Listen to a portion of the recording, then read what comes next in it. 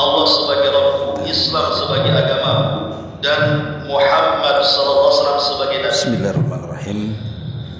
Maka Allah Subhanahu wa taala akan meridhoi kita kelak pada hari kiamat. Alhamdulillah wassalatu wassalamu ala Rasulillah wa ala alihi wa sahbihi wa mawalah wa la hawla wa la quwata illa billahi wa ba'du. Alhamdulillah, segala puja dan pujiannya milik Allah Jalla fi'ula. Salawat dan juga salam kita hadiahkan kepada Rasul kita Nabi besar Muhammad sallallahu alaihi wa alihi wasallam.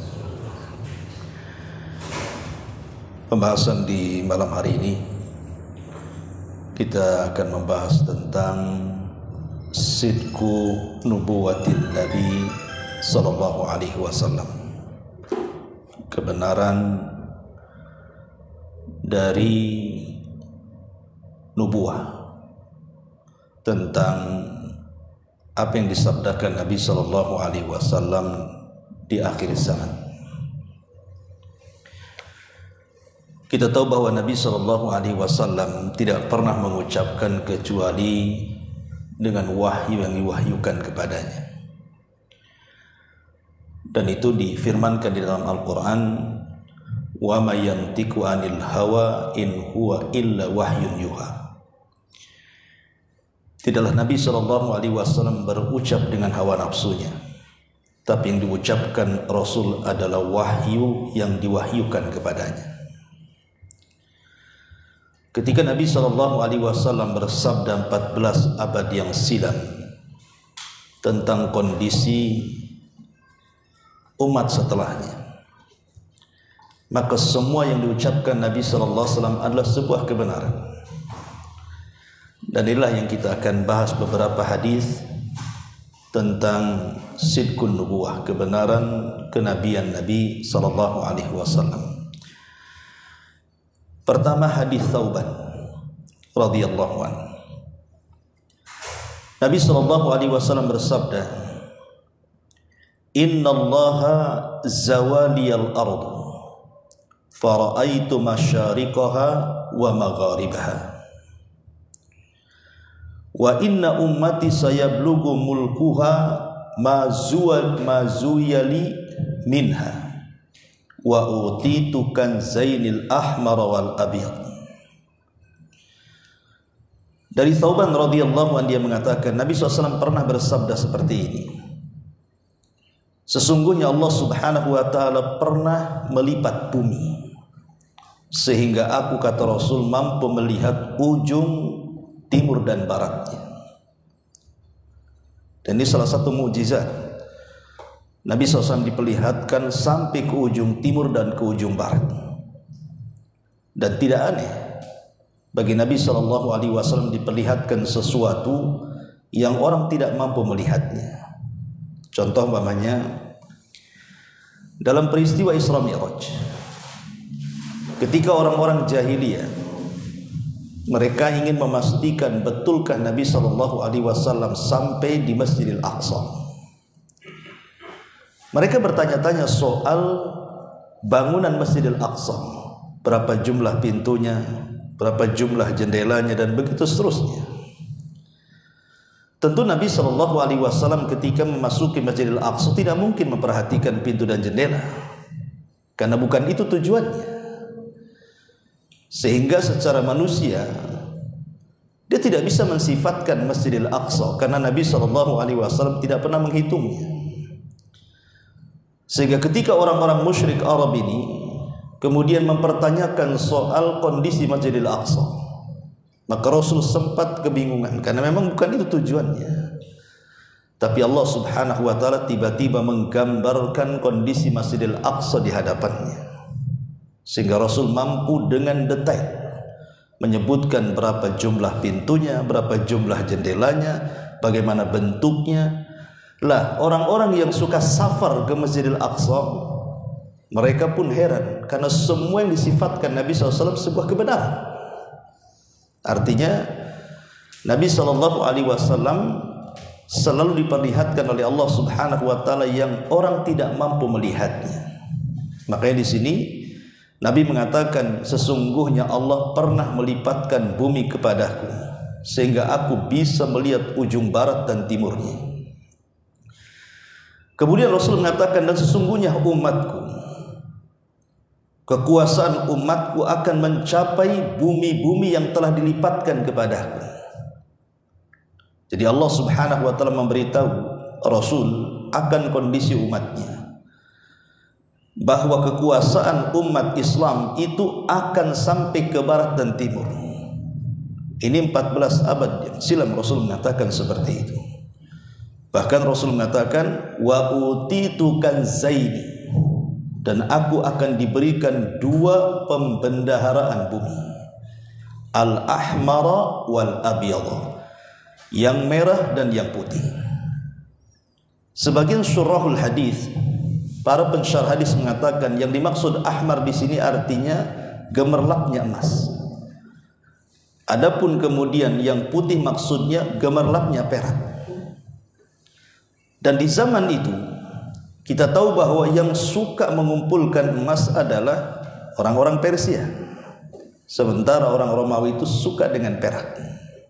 Seolah-olah Rasul mengatakan bahwa 2 negara ini, Persia dan juga Romawi, akan tunduk ke tangan kaum muslimin. Kemudian Nabi SAW mengatakan, wa inni sa'altu rabbi li ummati alla yahlikaha bisanatin ammatin,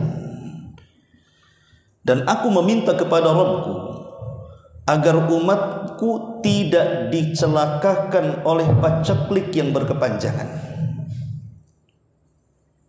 Kemudian wa alla yusallata alaihim aduwan min siwa anfusihim fayastabiha baydatahum.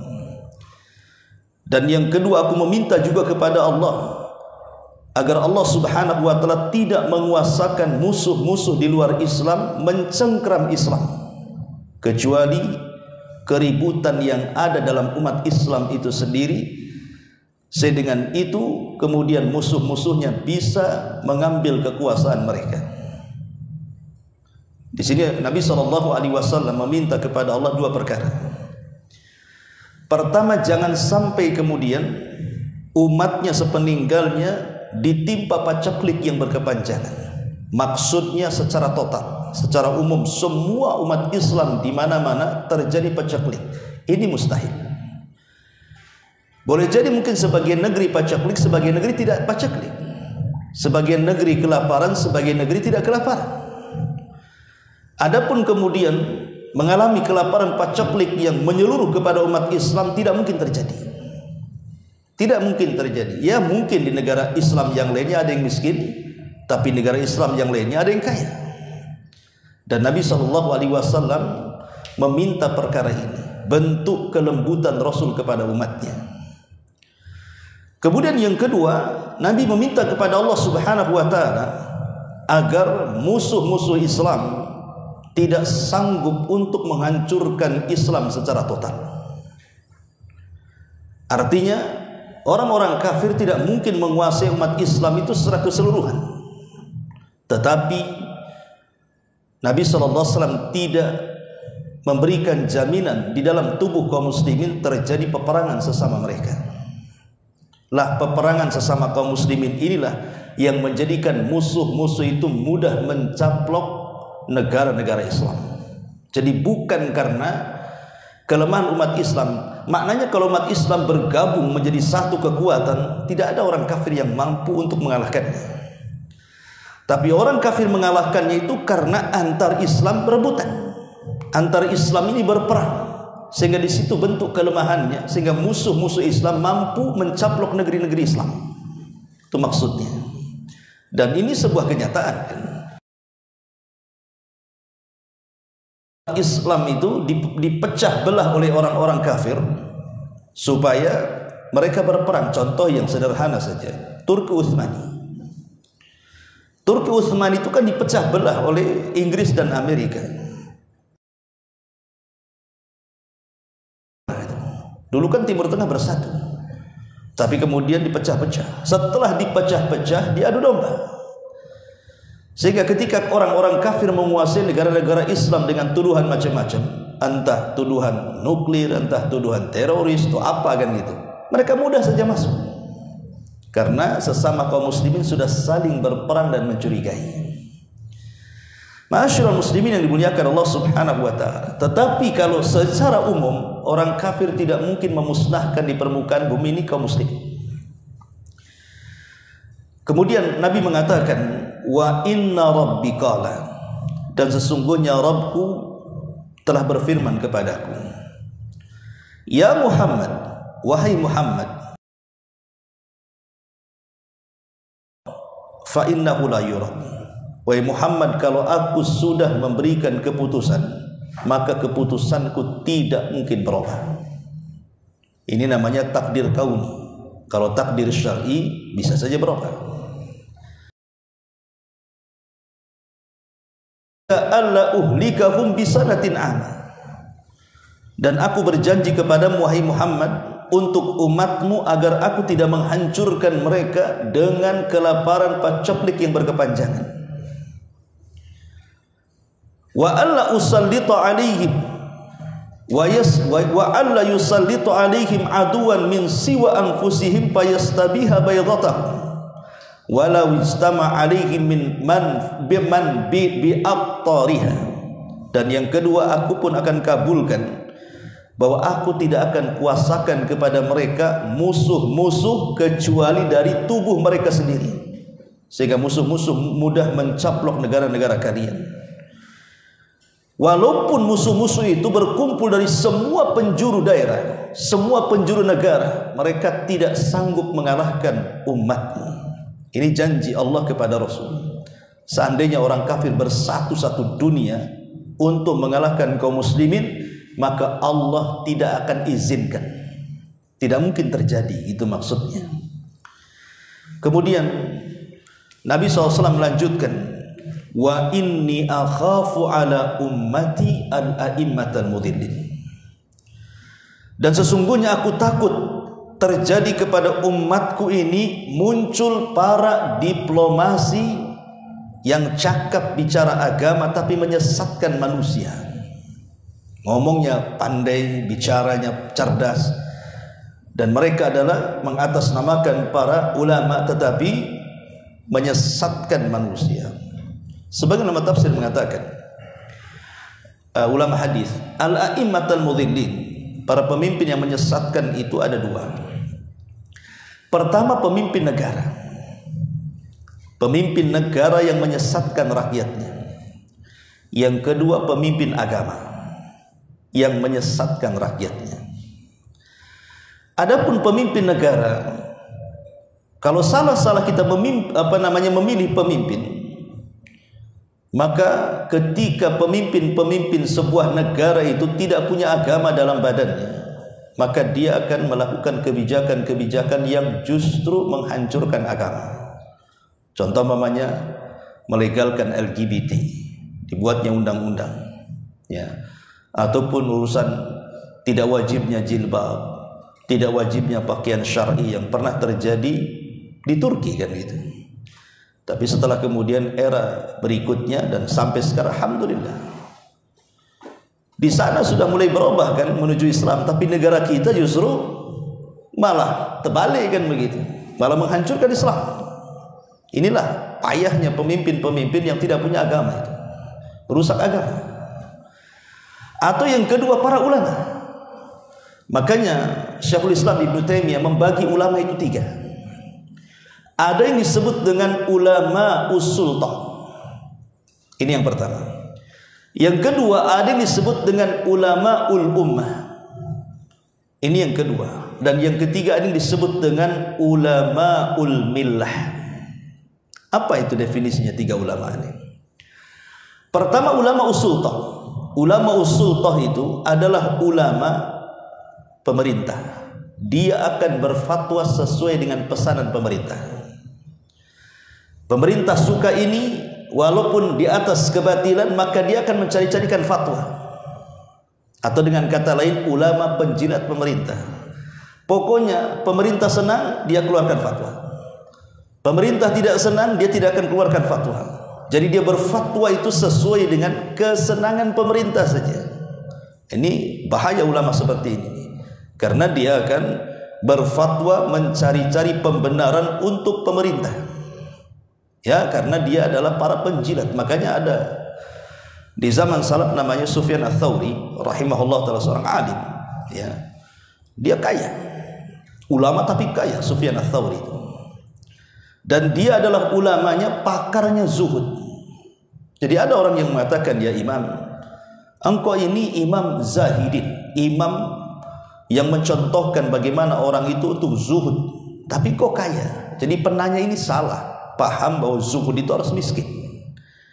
Zuhud itu tidak harus miskin, karena kebanyakan orang itu menganggap bahwa orang zuhud itu kalau pakaiannya compang-camping kan itu ya, rambutnya juga amburadul, makannya pakai kerak nasi gitu ya, itu zuhud namanya. Itu bukan zuhud, itu miskin namanya. Orang miskin itu bukan orang zuhud, ya. Zuhud itu tidak harus miskin. Sufyan Ats-Tsauri itu imamnya orang-orang zuhud, tapi dia kaya raya. Ketika ditanya, ya imam, engkau selalu menceramahkan tentang zuhud tapi kau kaya, katanya. Apa kata Sufyan Ats-Tsauri? Dia mengatakan, likaila atamandalu ala sultan, supaya aku tidak menjilat pemerintah. Ketika aku kaya, aku tidak menjilat pemerintah. Aku bisa mengkritik pemerintah. Ketika pemerintah di atas kebatilan, ku katakan itu batil. Ketika pemerintah di atas kebenaran, ku katakan itu benar. Yang benar katakan yang benar, yang batil katakan yang batil. Jadi banyak para ulama itu yang mereka para penjilat pemerintah, itu disebut ulama usultah namanya. Hati-hati dengan ulama seperti ini, karena dia akan menyesatkan umat dengan fatwanya, ya. Ini yang pertama. Yang kedua, ada namanya ulamaul ummah. Ulamaul ummah itu dia bicara sesuai dengan selera umat. Yang membuat umat senang itu yang disampaikan, yang membuat umat tidak senang tidak akan disampaikan. Sehingga ulama yang seperti ini dia akan menimbang untuk menyampaikan kebenaran. Kalau saya sampaikan kebenaran, lari pula nanti umat itu sama saya. Tidak disampaikannya. Dan ulama seperti ini cenderung menyembunyikan kebenaran dan cenderung menampakkan kebatilan, karena dia berceramah sesuai dengan selera. Ini bahaya, ya. Ulama ummah ini bahaya karena dia akan berceramah, memberikan fatwa apa yang disenangi umat saja. Kan aneh. Harusnya umat yang ikut ulama, ini ulama ikut umat jadinya kan. Sementara Allah Subhanahu wa taala mengatakan, wa in tuti aktsara man fil ardi yudilluka an sabili. Kalau engkau mengikuti kebanyakan para manusia, maksudnya orang ramai, mereka akan menyesatkan kamu dari jalan Allah Subhanahu wa taala. Dan ini yang banyak di masyarakat kan gitu ya. Ulama ummah namanya, ulama bicara sesuai dengan selera umat. Dan yang ketiga ada disebut dengan ulama millah. Inilah ulama yang benar. Ulama millah itu artinya ulama agama. Dia akan berfatwa sesuai yang diarahkan agamanya. Islam mengatakan hak, saya katakan hak. Islam mengatakan batil, saya katakan batil. Islam mengatakan ini tauhid, saya katakan tauhid. Islam mengatakan ini syirik, saya katakan syirik. Islam mengatakan ini sunnah, bid'ah, mungkar dan begitu seterusnya. Maka dia akan mengatakan sesuai dengan dalil. Makanya Imam Syafi'i mengatakan ulama itu dua, ada ulama usu, ulama yang buruk, ada ulama khair, ulama yang mengajak kepada kebaikan. Lah, Nabi SAW menakutkan di akhir zaman ini akan munculnya ulama usu. Makanya Rasul mengatakan, wa inni akhafu ala ummati a'immatal mudhillin, dan aku takutkan akan terjangkit kepada umat ini para ulama-ulama yang pandai berdiplomasi agama tapi menyesatkan manusia. Auzubillah, ya. Kemudian Nabi SAW melanjutkan sabdanya, wa idza waqa'a 'alaihimus sayfu lam yurfa ila yaumil qiyamah. Apabila pedang sudah dihunus, maksudnya perang sesama kaum muslimin, dan itu sudah dimulai, maka tidak mungkin diangkat lagi. Artinya tidak mungkin berhenti sampai kiamat dibangkitkan. Dan benar, awal peperangan kaum muslimin di mana seorang muslim membunuh muslim yang lainnya ada di zaman terbunuhnya Utsman bin Affan radhiyallahu an dibunuh oleh kelompok Sabaiyah. Setelah Utsman bin Affan meninggal, apa yang terjadi? Banyak peperangan antara kaum muslimin. Kita kenal dalam sejarah ada namanya perang Siffin. Perang Siffin ini perang kubunya Ali dengan kubunya Aisyah dan juga Tolha dan Zubair. Kemudian juga ada namanya perang Jamal, sama juga kubu Ali dan kubu Aisyah. Dan itu. Kemudian ada perang Nahrawan, walaupun musuhnya orang Khawarij, tapi Khawarij tetap muslim, cuma dikeluarkan dari akidah ahli sunnah wal jamaah. Kemudian terjadi peperangan banyak sekali, sampai hari ini kita lihat negara Islam berperang dengan negara Islam yang lainnya kan. Apa yang terjadi di Suriah, di Yaman dan begitu seterusnya. Ma'asyiral muslimin yang dimuliakan Allah Subhanahu wa taala, intinya bahwa Nabi sallallahu alaihi wasallam dalam bentuk sidqun nubuwah, kebenaran kenabian, apa yang disabdakan Rasul sudah menjadi sebuah kenyataan. Itu namanya kebenaran kenabian namanya. Kemudian Nabi SAW melanjutkan sabdanya, wala taqumus sa'atu hatta yalhaqa hayyun min ummati bil musyrikin wa hatta ta'buda al-awthan. Dan tidak mungkin tegak hari kiamat, kata Rasul, sampai sekelompok kaum muslimin akan bergabung bersama orang-orang musyrik sehingga menjadi para penyembah berhala. Lihat sekarang kaum muslimin, mereka kembali kepada zaman jahiliyah kan. Boleh jadi di zaman jahiliyah itu yang disembah Lata, Uzza, Manat, Hubal dan begitu seterusnya. Tapi kaum muslimin yang hari ini walaupun tidak menyembah berhala-berhala itu, berhalanya berganti. Ada yang menyembah uang, menyembah dinar, dirham, pakaian, model, macam-macam.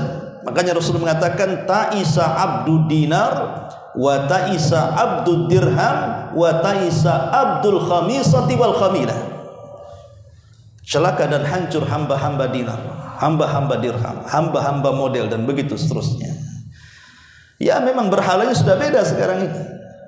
Lihat orang-orang yang mengejar dunia itu, enggak sama sekali menginginkan akhirat kan. Lupa salat, lupa baca Quran, lupa hadir majelis ilmu, karena di otaknya ada uang saja. Tidak pernah ada Allah di situ. Itu disebut dengan hamba dinar. Belum lagi orang-orang musyrik, orang-orang Islam yang melakukan kesyirikan terang-terangan, seperti mengagung-agungkan kuburan, walaupun kuburan itu dianggap saleh, tapi meminta-minta di kuburan itu terlarang dalam Islam. Tidak boleh meminta itu kepada Allah. Rasul mengatakan, idza sa'alta fas'alillah. Kalau minta-minta langsung kepada Allah. Kenapa minta ke kuburan?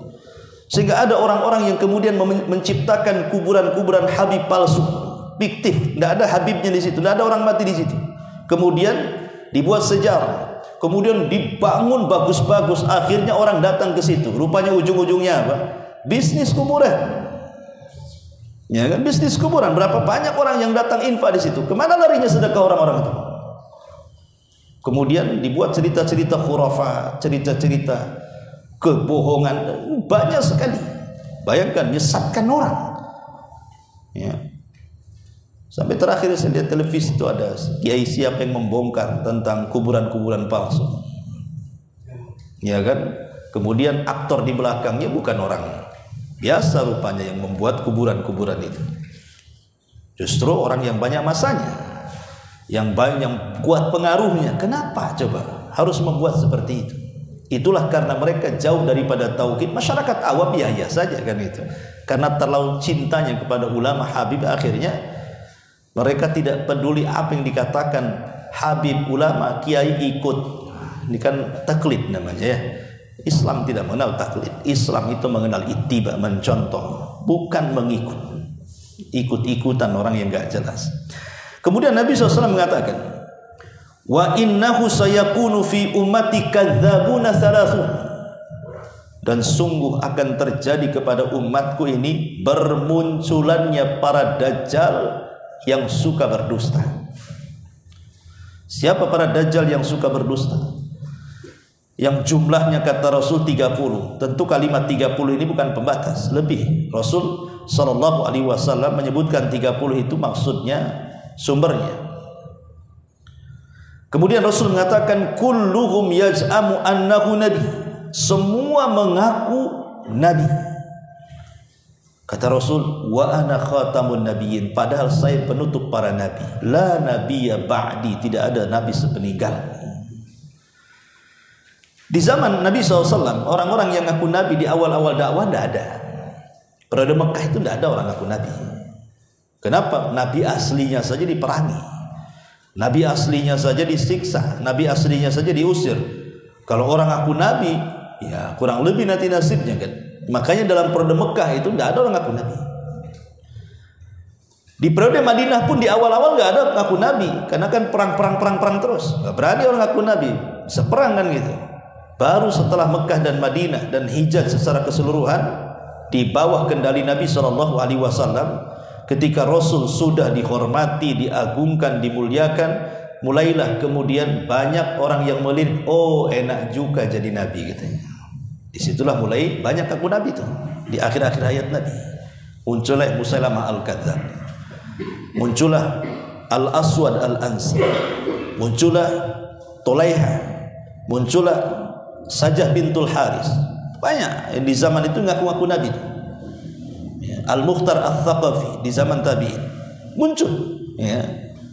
Tetapi walaupun ada yang kembali bertobat seperti Sajah bintul Haris itu, dia wanita, aku nabi, ya, dan menikah dengan Musailamah Al-Kadzdzab, sama-sama nabi palsu nikah, ya. Bayangkan Musailamah Al-Kadzdzab menikah dengan Sajah, tapi setelah Musailamah Al-Kadzdzab terbunuh oleh tentara Abu Bakar di kebun kematian, karena perangnya disebut Hadikatul Maut namanya, kebun kematian dalam perang Yamamah itu, meninggal, maka Sajah bertobat dan baik keislamannya.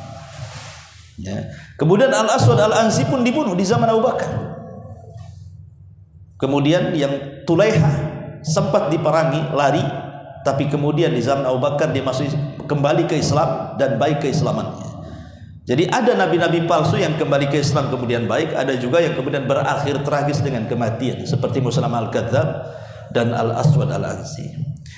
Masyarul muslimin yang dimuliakan Allah Subhanahu wa taala. Akhirnya di sini kita tahu bahwa banyak orang-orang ngaku nabi, dan setelah zaman itu sampai hari ini rupanya orang-orang ngaku nabi ini makin banyak merebak. Saya kira orang yang ngaku nabi itu ada di Timur Tengah saja, atau mungkin daerah-daerah India, Pakistan yang semacamnya kan.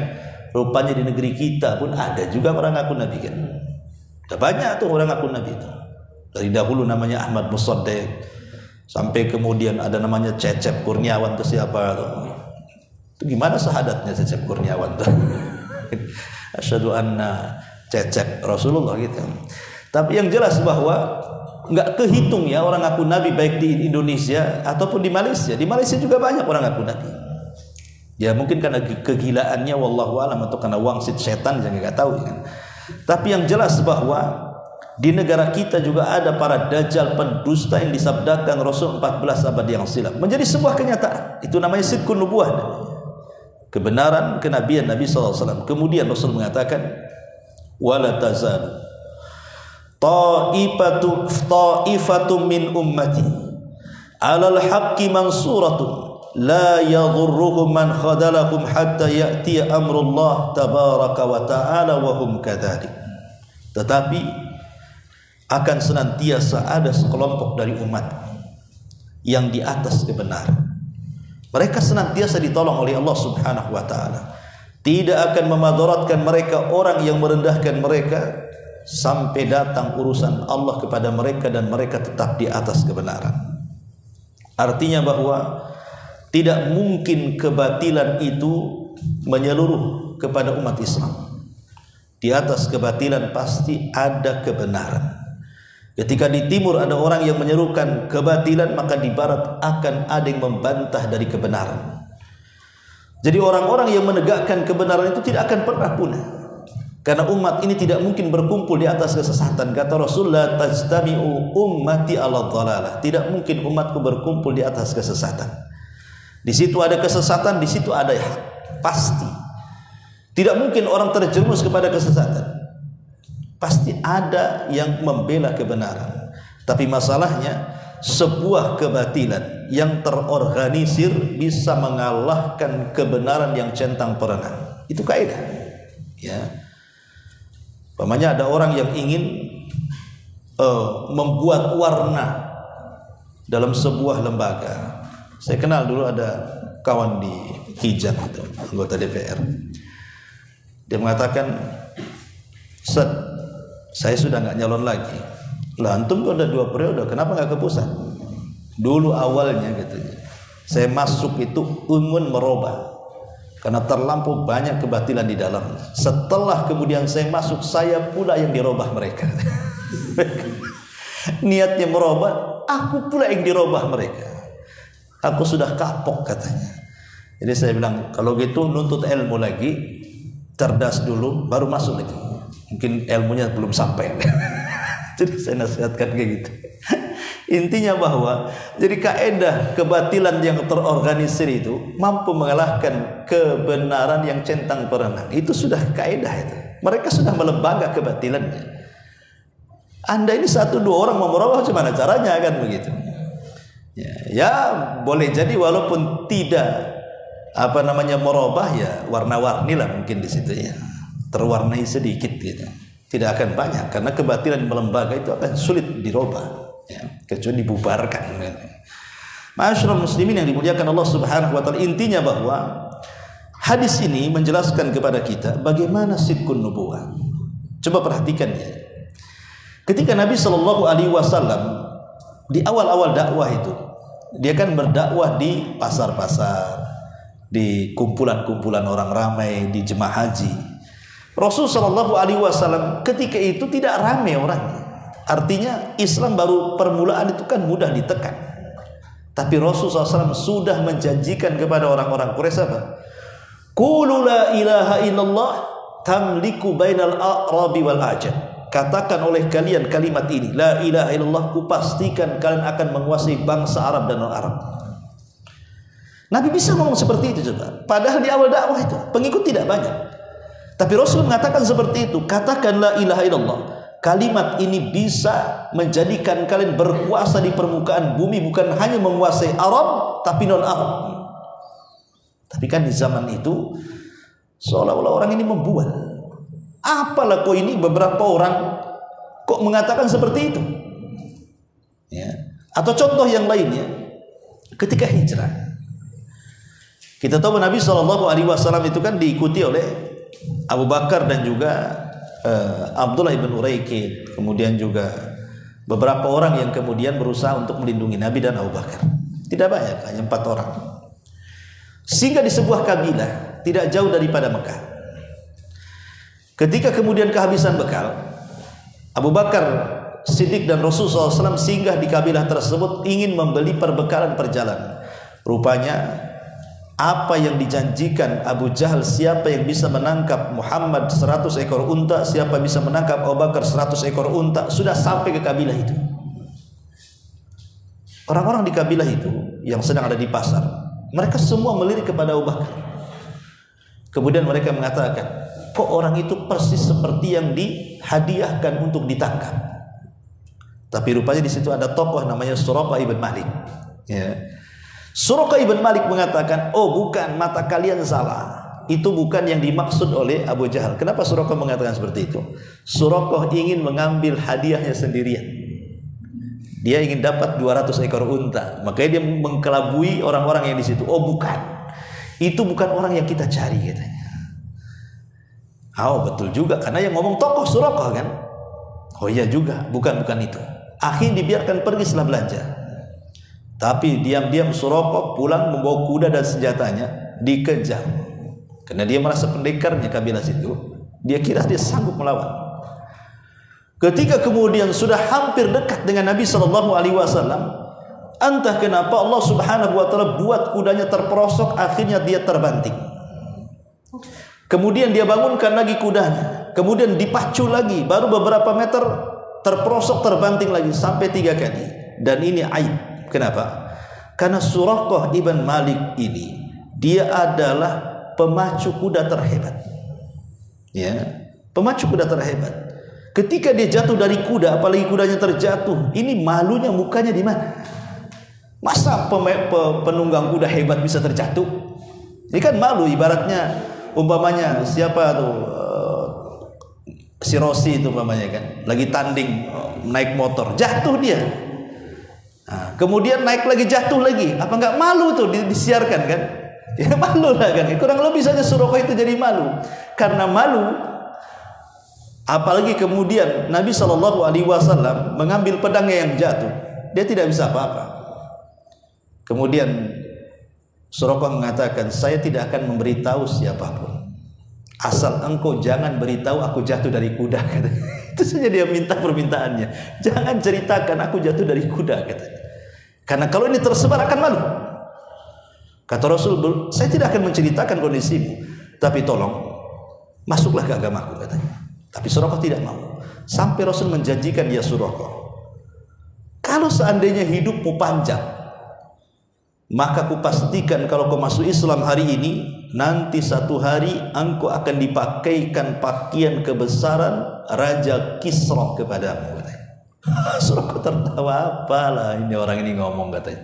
Kok aja dikejar-kejar Quraisy, kok mau menaklukkan Persia pula, kan itu kan. Seolah-olah kan membual itu kan. Tapi Nabi SAW tidak pembual. Nabi mengatakan seperti itu, itulah sidqun nubuwah namanya. Kebenaran kenabian. Rasul tidak pernah ngomong asal-asalan, yang diomongkan itu sebuah kenyataan.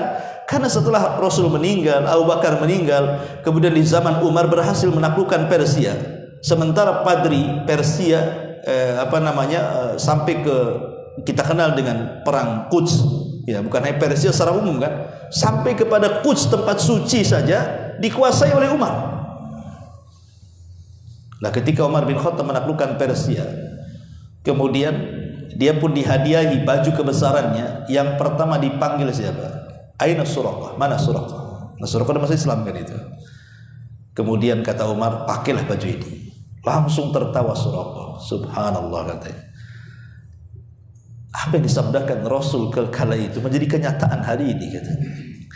Lah artinya bahwa ketika Nabi SAW mengatakan, innallaha zawaliyal ardu fara'aitu masariqaha wa magharibaha wa magharibaha wa inna ummati sayablughu mulkuha ma zuwiya liminha, bahwa Allah akan melipatkan bumi kepadaku dan aku mampu melihat ujung barat dan timur, dan umatku akan sampai kekuasaannya kepada dua ujung-ujung tersebut. Jangan lagi di zaman sekarang, di zaman Khalifah Utsman saja Islam sudah sampai ke daratan Afrika kan. Sementara ke Afrika itu harus melintasi lautan. Dan di zaman Umar bin Khattab radhiyallahu an, Muawiyah sudah meminta kepada Umar untuk menyerang Afrika. Tetapi Umar tidak mengizinkannya. Dia takut pasukan tenggelam di tengah lautan. Sia-sia menyerang. Sampai meninggal Umar belum pernah mengutus orang untuk melintasi lautan menyerang negara lain, kecuali zaman Utsman. Itu pun karena didesak oleh Muawiyah. Dan berhasil menyeberangi lautan sampai ke Afrika. Akhirnya seluruh daratan Afrika dikuasai kaum muslimin. Itu di zaman Umar. Kemudian di zaman Bani Umayyah sampai ke mana? Sampai ke Cordova sana. Ya, ke Cordova. Cordova itu mana? Spanyol. Ya, sampai ke Spanyol. Bahkan Cina takluk di tangan Bani Umayyah. Sehingga raja Cina itu harus memberikan upeti. Bayangkan coba, di zaman Bani Umayyah itu menyebar sampai Cina dikuasai. Sekarang terbalik, Cina menguasai kita. Kita harus berutang sama Cina. Dulu Cina ngasih upeti, kita yang kasih upeti sekarang.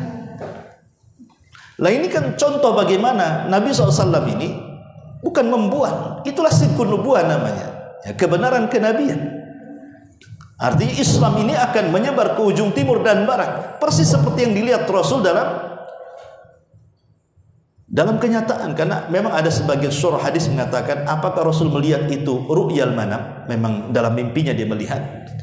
Apa yang dimaksud dengan ru'yal ain? Memang melihat secara mata, bukan tidur, memang diperlihatkan oleh Allah. Dan ulama banyak yang menguatkan bahwa Rasul melihat secara langsung, bukan mimpi. Bahwa dia melihat ujung barat dan timur, dan kekuasaan umatnya akan ke ujung-ujung itu. Dan hari ini menjadi kenyataan kan, di benua mana yang tidak ada Islam di situ? Sampai di negara-negara mayoritas kafir saja ada umat Islamnya di situ. Shadaqa Rasulullah sallallahu alaihi wasallam. Ini hadis yang pertama. Hadis yang kedua masih dari Thauban radhiyallahu an yang dikeluarkan oleh Abi Dawud dan disahihkan oleh Syekh Nasiruddin Al-Albani. Kata Nabi sallallahu alaihi wasallam, yushikul umamu an tada'a alaikum kama tatada'al akalatu ila qas'atiha. Kata Rasul, akan segera tiba bangsa-bangsa yang akan mengerumuni kalian, sebagaimana orang-orang yang lapar mengerumuni nampan yang penuh dengan makanan. Sahabat heran dan mengatakan, ya Rasulullah, amin qillatin nahnu yawma idzin, apakah jumlah kami sedikit sehingga bangsa-bangsa itu mampu mengepung kami dari semua arah, seperti orang-orang yang lapar mengepung nampan? Kata Rasul, bal antum yawma idzin katsirun. Oh tidak, hari itu jumlah kalian jauh lebih banyak dibandingkan mereka. Kalian mayoritas, mereka minoritas. Tapi Rasul mengatakan, walakinnakum guthaun ka gutha'is sail, tapi banyaknya kalian seperti air bah yang ada di lautan, seperti butiran-butiran seperti butiran-butiran yang ada di lautan, busa-busa lautan yang mudah hilang karena hempasan ombak. Bayangkan seperti buih yang di mana-mana tapi tidak ada gunanya. Buih sebanyak itu pun kalau datang ombak hilang. Ya. Menunjukkan kelemahan di sini. Kenapa kemudian terjadi kelemahan di tengah-tengah umat Islam sampai Rasulullah SAW mengibaratkan buih yang diterjang ombak? Rasulullah SAW memberikan alasannya. Wala yanzi'annallahu min suduri aduwikumul mahabata minkum wala yaqdifannallahu fi qulubikumul wahn. Alasannya dua. Allah cabut rasa takut dari musuh-musuh kalian kepada kalian, dan Allah tanamkan di hati-hati kalian kelemahan. Kita tahu bahwa di antara kekhususan Nabi SAW yang tidak diberikan kepada para nabi sebelumnya apa? Aku diberikan Allah, bahwa Allah menanamkan perasaan takut kepada musuhku sejarak sebulan perjalanan. Itu kan mukjizat Rasul ya. Jadi musuh-musuh di zaman Rasul itu, mereka kalau menghadapi Rasul itu sudah ketakutan duluan, dan takutnya itu bagaikan perjalanan 1 bulan. Jadi sebelum berjumpa sudah takut duluan. Itu kekhususan umat Islam. Tapi di akhir zaman akan hilang. Kenapa? Justru ketakutan yang ada musuh dicabut, kemudian ditimbulkan keberanian. Sementara keberanian yang ada pada hati-hati kaum muslimin dicabut, kemudian ditanamkan kelemahan. Itu disebut dengan al-wahnu, penyakit lemah. Kemudian Rasulullah SAW menyebutkan 2 sebab kenapa umat Islam ini melemah. Kata Nabi SAW ketika ditanya, wa mal wahnu ya Rasul, apa kelemahan itu wahai Rasul? Maka Rasul mengatakan, hubbud dunya wa karahiyatul mauti. Karena kalian terlampau cinta dengan dunia dan takut kematian. Ya. Makanya dahulu ada seorang khalifah namanya Sulaiman ibn Abdul Malik ibn Marwan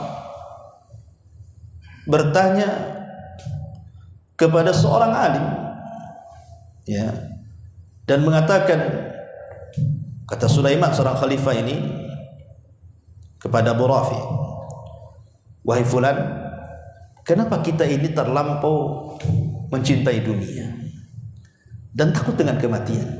Limadha nuhibbud dunya wa nakrahul maut, katanya. Kenapa kita terlalu cinta dengan dunia dan takut kematian? Apa jawaban imam ini? Dia mengatakan apa? Li'annana nu'ammirat dunya wa nukharribul akhirah. Karena kita terlampau memakmurkan dunia dan lupa di sana ada akhirat. Ya. Orang kalau sudah memakmurkan dunia, dia tanam semua sahamnya untuk rumah yang bagus, mobil yang mewah, tanah yang luas, menabung uang triliunan, miliaran dan begitu seterusnya. Lupa di sana akan akhirat tuh. Kenapa? Karena dia memandang rumahnya terus, memandang kendaraannya terus, memandang tanahnya terus, memandang uangnya terus. Lupa di sana ada surga. Ketika itu yang terjadi, cinta dunia yang tertanam, dia takut mati. Kenapa takut mati? Sebab kalau mati dia akan meninggalkan rumah yang sudah dibangunnya. Kalau mati dia akan meninggalkan kendaraan yang sudah dibelinya. Kalau mati dia akan mewariskan tanah yang luas yang sudah diinvestasikannya. Kalau mati uangnya akan diambil ahli warisnya yang sudah akan menjadi warisan bagi mereka. Akhirnya tidak mau mati dia. Itulah yang menjadikan kemudian kelemahan kaum muslimin. Mereka dibuat oleh barat itu dengan berbagai macam fitnah, dari mulai syahwat sampai syubhat. Bagaimana kaum muslimin dilenakan dengan dunia sehingga lupa dengan jihad. Ketika terjadi jihad, maka kaum muslimin orang yang paling penakut. Dari situ macam mana kaum muslimin akan menang?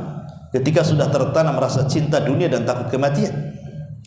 Ma'asyiral muslimin yang dimuliakan Allah Azza wa Jalla, lihat bagaimana ini Nabi bersabda 14 abad yang silam, 14 abad lebih yang silam, mengatakan seperti ini. Dulu di zaman Umar bin Khattab radhiyallahu anhu, siapa yang berani melawan kaum muslimin, mendengar namanya saja belum diserang sudah ketakutan. Tapi di zaman sekarang, siapa yang takut dengan kaum muslimin? Hampir negara-negara Islam itu yang pegang orang kafir. Polisi dunia mana? Amerika. Polisi ekonomi Cina, apalagi. Jadi semua dari semua penjuru kan sudah, dari persenjataan kita kalah, dari segi ekonomi kita kalah, dari segi siasat apapun kita kalah. Itulah sabda Nabi SAW menjadi kenyataan kan. Hari ini sudah menjadi kenyataan bahwa kita dikepung dari semua penjuru, dari semua lini kehidupan manusia, baik ekonominya, politiknya, senjatanya, dan begitu seterusnya. Subhanallah, shadaqa Rasulullah SAW. Lalu apa yang bisa membangkitkan kekuatan ini, hilangkan penyakit lemah ini? Ketika Khalid bin Walid ditanya serius oleh tentara Romawi, apa kunci kemenanganmu ya Khalid? Ya, kenapa kau selalu menang kalau kau pimpin perang itu? Walaupun jumlah kau sedikit, jumlah kami banyak, kenapa selalu kau menang? Apa kunci kemenanganmu? Apa kata Khalid bin Walid? Li'annana nuhibbul mauta kama tuhibbul hayat. Karena kami cinta dengan kematian sebagaimana kalian cinta dengan kehidupan, katanya. Itu zaman dulu. Karena kami cinta dengan kematian sebagaimana kalian cinta dengan kehidupan. Sekarang terbalik tuh kalimat Khalid itu. Ya. Karena kita cinta dengan dunia, mereka pula yang cinta dengan kematian. Itulah kekalahannya di sini. Makanya di sini ini hadis yang kedua, salah satu sidqun nubuwah juga. Ma'asyiral muslimin yang dimuliakan Allah Subhanahu wa taala. Kemudian yang ketiga,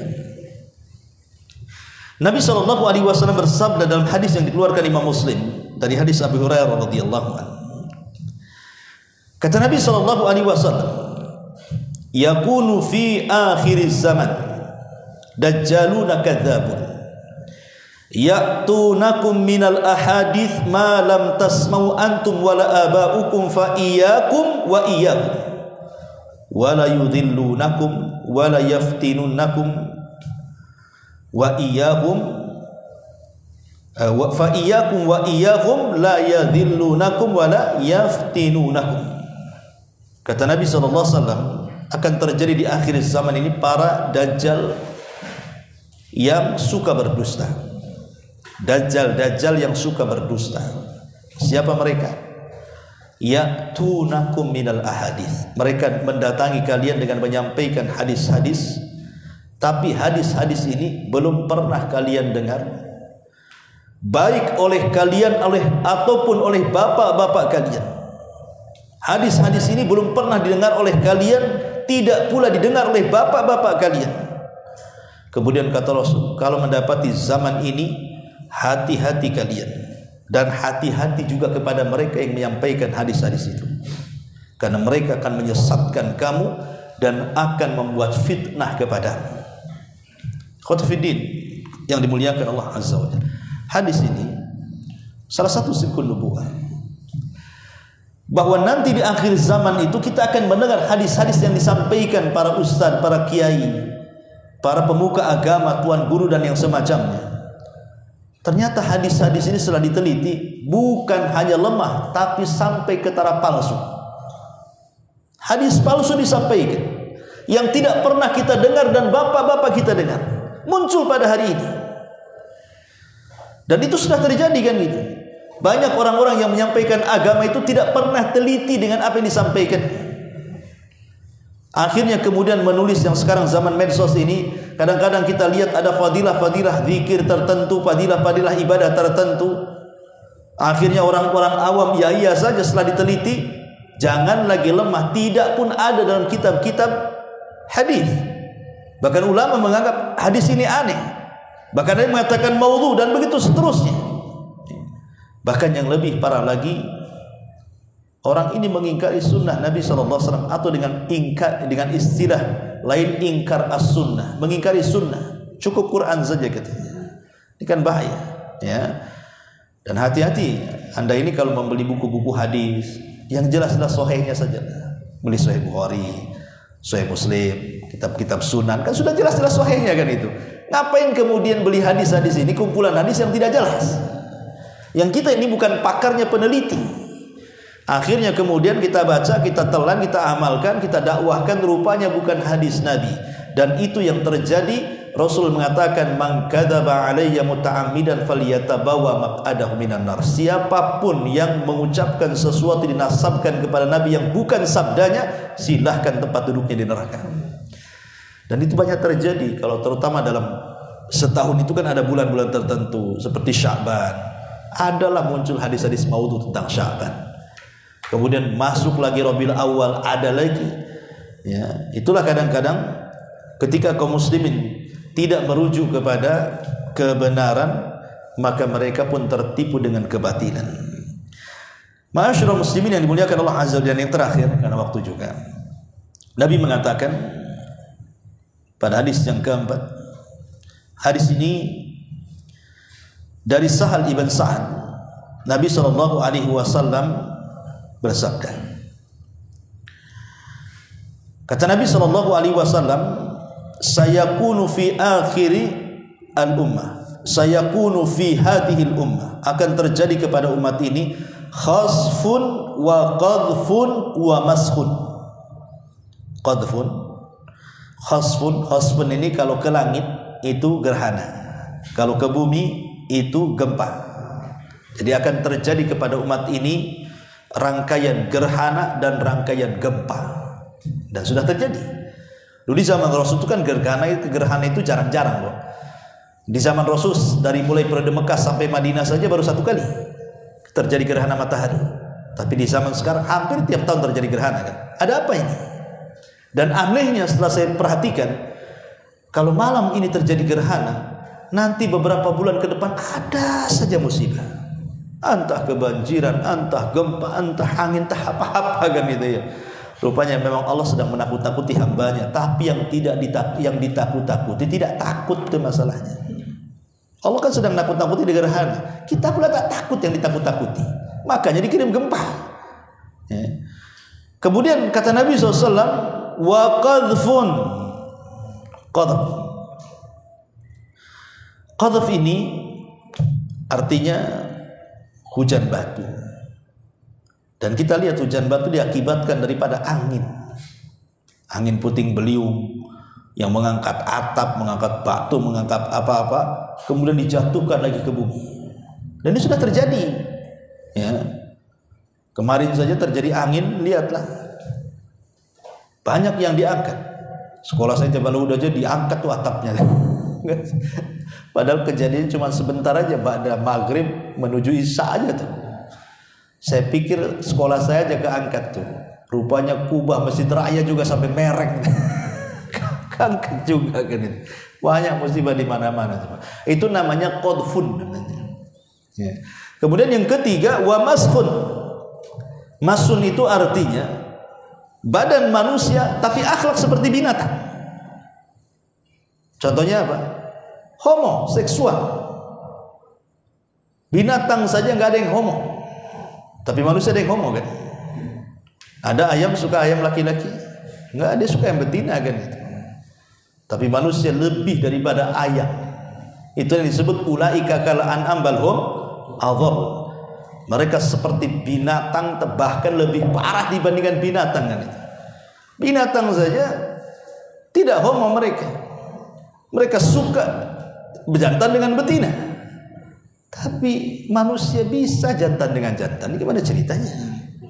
Lah itulah ada manusia-manusia yang dirubah akhlaknya seperti binatang. Emang jasadnya manusia, tapi akhlaknya akhlak binatang. Ataupun mungkin fisiknya manusia, hatinya seperti binatang. Apa binatang buas? Binatang itu kan macam-macam. Ada yang buas, ada yang ini. Yang buas dia akan menerkam yang lemah. Banyak para pemimpin-pemimpin, mereka dengan tidak punya perasaan kan. Kadang-kadang mereka menerkam yang lemah-lemah kan. Dengan kebijakannya, dengan undang-undang karetnya, dengan macam-macamnya lah di situ kan. Kadang-kadang ada orang yang berhati binatang. Ma'asyiral muslimin yang dimuliakan Allah Azza wa Jalla, kapan itu terjadi? Sahabat bertanya, kapan itu terjadi? Maka Nabi SAW mengatakan, terjadinya itu bittikhadihimul qainat wa syurbihimul khamr.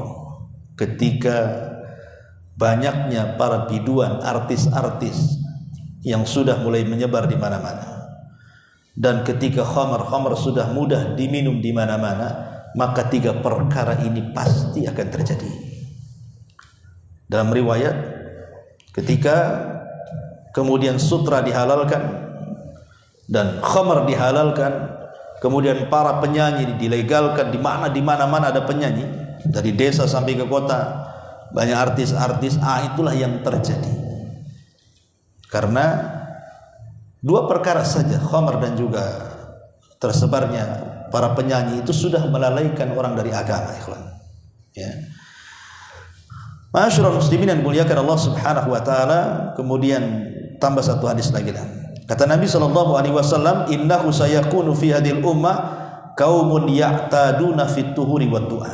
Akan datang di akhir zaman umat ini muncul sebuah kaum yang melampaui batas dalam bersuci dan berdoa. Maksudnya melampaui batas dalam bersuci itu seperti apa? Ada sebuah hadis dari sahabat Abdullah bin Umar radhiyallahu anhu.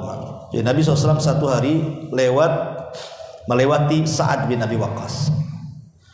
Kemudian mengatakan, dan ketika itu Sa'ad sedang berwudu. Apa kata Rasul? Ma hadas saraf ya Sa'ad. Kenapa engkau berwudu melampaui batas seperti ini wahai Sa'ad? Ya.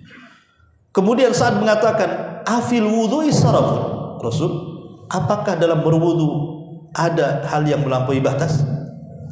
Maka Rasul mengatakan, na'am ya, wa in kunta ala nahri jari. Walaupun kau berwudu di air yang mengalir sekalipun, melampaui batas.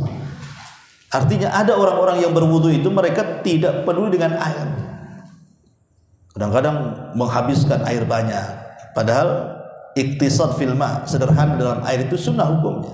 Walaupun kita wudu di bak mandi, ambil ciduk. Cukup yang diciduk saja kita untuk wudu. Tidak usah ngambil dari bak mandi, maksudnya begitu. Ya. Jadi sampai dalam wudu pun ada yang melampaui batas. Sampai ke tingkat was-was. Sampai wudu berkali-kali gak jadi-jadi. Sampai satu bak mandi habis tuh airnya. Karena was-was. Sama dengan orang yang sholat takbir gak jadi-jadi, mantapnya ketika imam ruku ikut ruku karena takut gak dapat 1 rakaat kan. Ada yang seperti itu. Itu namanya was-was dari setan itu. Ataupun berlampau dalam berdoa. Seperti contohnya, ada seorang, saya contohkan dalam sebuah riwayat. Jadi ada seorang sahabat Nabi SAW, dia berdoa. Doanya seperti ini. Allahumma ya Allah, bangunkan untukku istana berwarna putih di pinggiran sorga, indahul tuha, kalau aku masuk ke dalam sorga, katanya. Dia mengatakan dalam doanya seperti itu.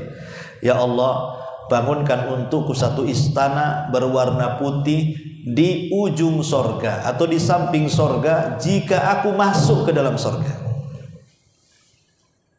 Maka Rasul mengatakan, ya fulan, engkau sudah berlebih-lebihan dalam berdoa. Katakan mintalah sorga dan jauhkan kamu dari neraka. Itu saja. Tidak perlu dirinci seperti itu. Ya. Karena itu sama dengan mengatur Allah Subhanahu wa taala kan. Allah lebih paham keinginan kita. Tidak perlu kemudian disebutkan seperti itu. Itu namanya tidak dalam doa namanya. Ataupun dalam urusan dunia, sesuatu yang mustahil itu termasuk tidak. Dia mengatakan, ya Allah, jadikan aku presiden. Dia orang kampung, sekolah TK pun tidak. Karena ini kan sesuatu tidak namanya. Ya nggak ada masalah. Tapi kan berlebihan, nggak mungkin orang seperti kamu jadi presiden gitu maksudnya. Dan begitu seterusnya. Doa itu sewajarnya, nggak boleh berlebihan. Ataupun umpamanya tidak yakin dengan doanya dan mengatakan, ya Allah, berikan aku istri yang cantik. Kalau kau mau, kalau enggak ya nggak apa-apa. Nggak bisa kayak gitu doa. Ya. Itu doa itu tidak yakin kayak gitu. Pada Rasul mengatakan apa? Berdoalah wa antum muqinuna bil ijabah. Berdoalah dan kau yakin dalam doamu kau akan diijabah. Banyak kok orang-orang yang mukanya pas-pasan istrinya cantik, yang ganteng pula istrinya jelek. Terjadi, kan mustahil bagi Allah Subhanahu wa taala, asal doanya yang sewajarnya. Jangan minta yang aneh-aneh ya. Ma'asyiral muslimin yang dimuliakan Allah Azza wa Jalla. Inilah di antara sidqun nubuwah yang disebutkan dalam beberapa riwayat. Baik, sampai di sini kita buat tanya jawab. Kalau tidak kita tutup, silakan.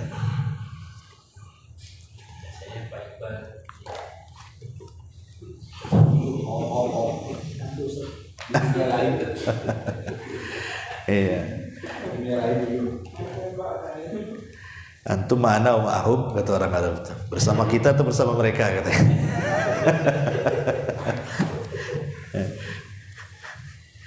Habis dari pulau kan? Oh, biasa, wajar.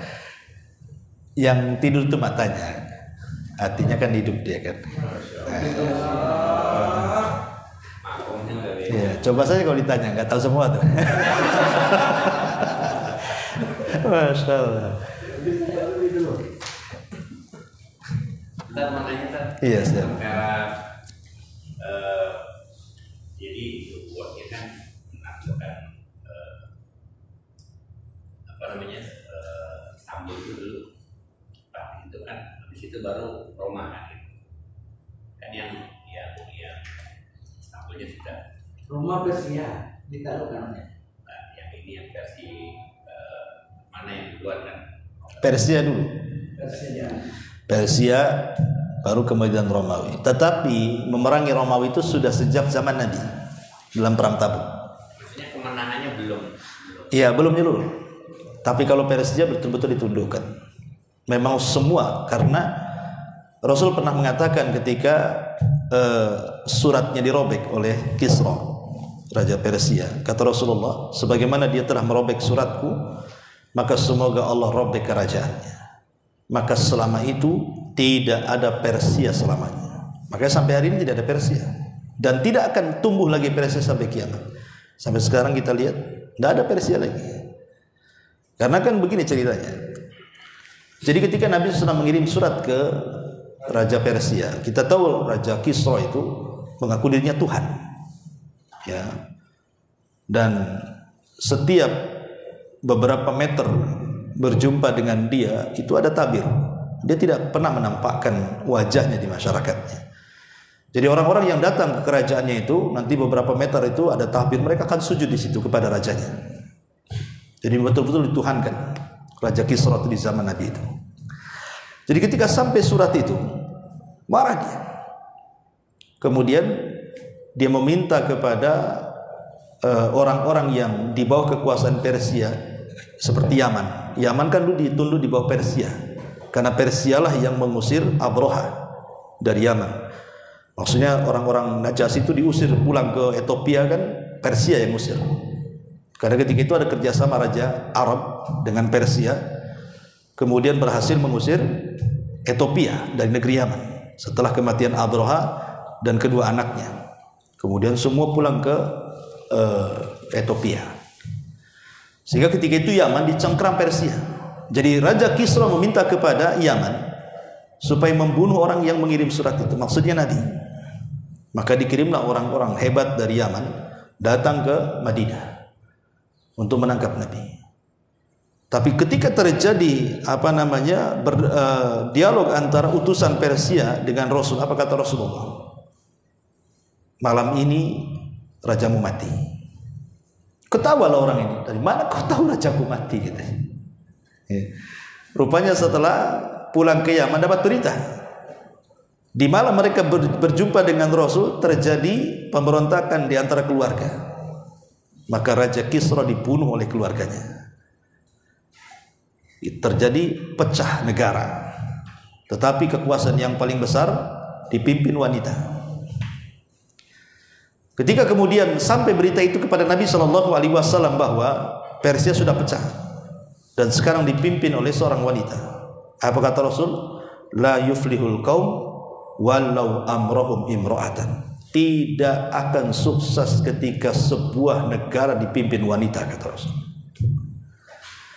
Ketika Nabi SAW bicara seperti itu, maka akhirnya di zaman Umar bin Khattab radhiyallahu anhu melemah karena pemberontakan banyak di Persia. Disitulah Umar menyerbu Persia. Maka semenjak itu tidak ada Persia lagi karena sudah direbut kaum muslimin. Dan ketika Nabi SAW mengatakan sebagaimana dia merobek suratku, maka semoga Allah merobek kerajaannya. Maka ketika itu tidak ada Persia sampai kiamat. Lain dengan Kisra, dengan Romawi. Ya. Romawi ketika membaca surat Nabi Herakli itu, dia hampir beriman. Karena apa? Dalam mimpinya Herakli ini bermimpi bahwa kerajaannya akan dicaplok orang-orang yang disunat. Dan ketika itu tidak ada orang yang disunat kecuali dua, orang Arab sama orang Yahudi.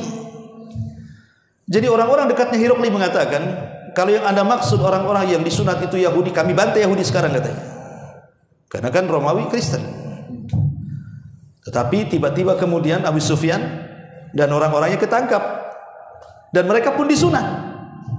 Kan itu ya.